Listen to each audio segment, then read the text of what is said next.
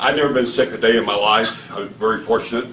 And in 2009 was the first time I had a little sickness. I had a lump on my throat, no big deal.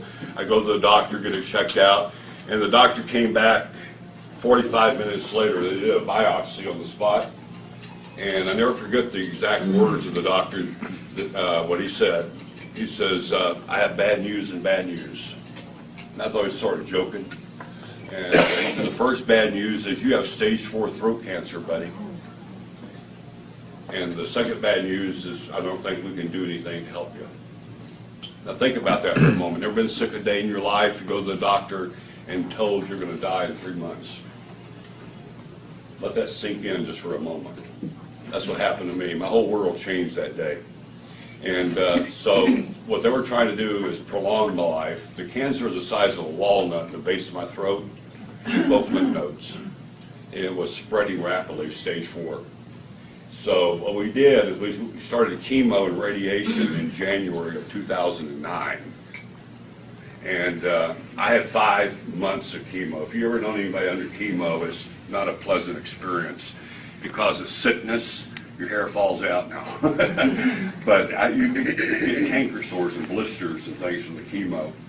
And so I had chemo for 5 months, not one chemo, but 5 different types of chemos, trying to find the right combination.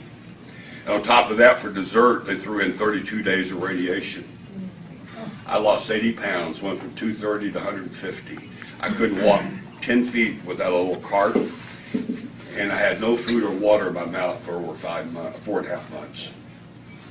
I'm being kept alive on a feeding tube in my stomach. It was pumping a shake 24 hours a day, and a water tube in my chest, you know, IV. They call me the tube boy. And after 4.5 months of hell, literally hell, I mean, there was one time, Mr. Ed remembers this, I threw up for 48 hours straight and had nothing to throw up. It's miserable. It's a miserable way to die. At the end of April, the doctor came to me and said, Bill, we can't give you any more chemo, it'll kill you. I thought that was kind of funny. Give me a little more chemo. I'm dying anyway. Now we're going to bring you a nice hospice nurse. And she was very nice, very professional. No personality. I'm dying and I'm still trying to hold on to my personality. That's all I had left. I called her Nurse Ratchet. She would come here every week and change out the tubes, do the vitals, sit it back on the computer, you know, the data. She thought it was very humorous when I told her, could I punch in the numbers and watch myself die? I'm just trying to hold on to my humor. I'm dying. Then I get a call, I changed my life, from Mr. Ed Johnson. He's been a dear friend of mine for a long time. He called me up and he was so funny. He said, Bill, I think I have an answer to your problem. And I'm looking for what? Hope.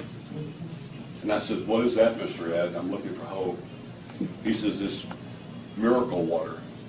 I said, Mr. Ed, I can't even get water in my mouth. I've got a tube. And he said, by the way, this miracle water is from Japan. I can't go 10 feet. I'm going to go to Japan to get miracle water that I can't put in my mouth. Hope started diminishing. He said, now we're going to be doing a demo, just like you saw here. The very first demo at Michael Johnson's house, his son. The very first demo was April the 18th of 2009. I had to get to that demo, though, right? Can't drive. I have another friend. I do have 2 friends. His name is Saul. I don't know, Michael has a slide, presentation not today. Saul is my neighbor down the street. He drove me to the demo. And I go to the demo, not looking like I'm looking now, and I saw hope. I saw hope. Had no money to buy it. There went the hope again. Especially when they told me the $4,000, almost died. Because when you're not working, you have what? No income. I had no income. But I still got a car payment, house payment, right, utility bills, all that stuff to pay. But I was very smart. Before I got sick, I loaded up on credit cards. I had good credit, like 900s. So I got 5 MasterCards and 5 Visas. I didn't want to discriminate. tin plastic, and you know what I did? I went out and got $5,000 cash advances on every one of them. I got $50,000 at 23% interest on a cash advance. I'm making all my house payment, mortgage payment, car payment, right? Except I'm not paying the credit card companies back. And they don't like that. You get those phone calls from the bouncers, right? I would wait by the phone so I have somebody to talk to. They think it was very humorous. And they said, Mr. Powers, you haven't made your $1,400 payment this month. And I said, what are you going to do if I die? I'm dying. And then when I got that machine, and the only way that I could get this machine, because I had no money to buy it, I had none. I'm $50,000 in debt. My credit score is about a 20. The company has a plan. I don't want you to be in this position. I'm telling you this for one reason. There is no excuse for anybody not getting this technology. None. I'm $50,000 in debt, and I'm dying. I have no money and no credit. And the company says, Bill, we'll give you a machine anyway on a handshake with no credit check.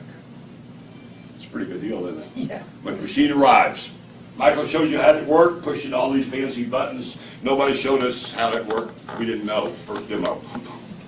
I said, I looked at that hose, and I said, top button got to be better than the bottom button. Put that hose in my mouth. Nothing happened. Remember, no liquid in there for 4.5 months.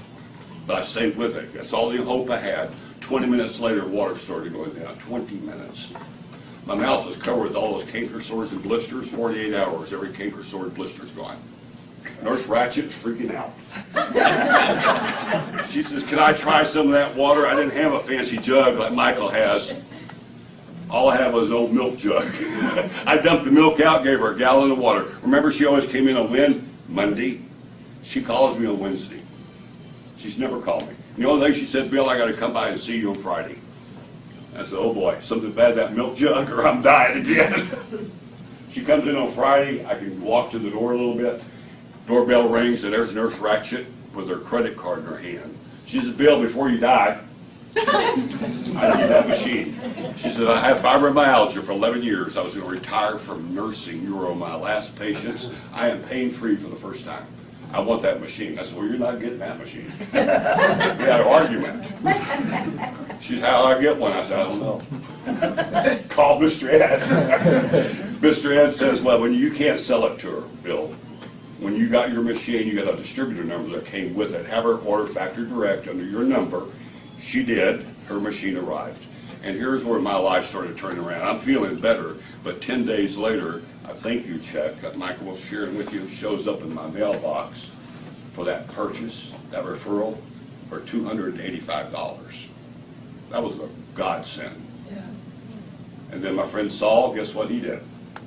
He got one. And then guess what Saul said?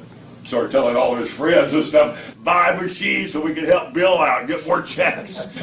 So, because every time Saul shared with somebody down the line, right, he got a check, I got a check, cut through the chase my first year, $106,000 in thank you checks. And never sold a machine. Never sold a machine. Paid off all my credit cards. I'm now debt-free, number one.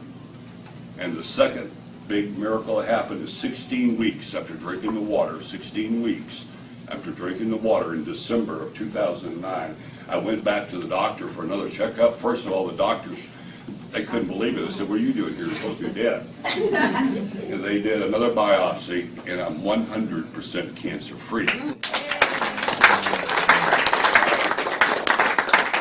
I'm going to wrap it up with this. The water did not heal me. No. That's very important. Do not tell anybody the water heals. What the water did is got my immune system back in balance, and my body what? Heals itself. My complete story is in this book called Killing Cancer, Not People.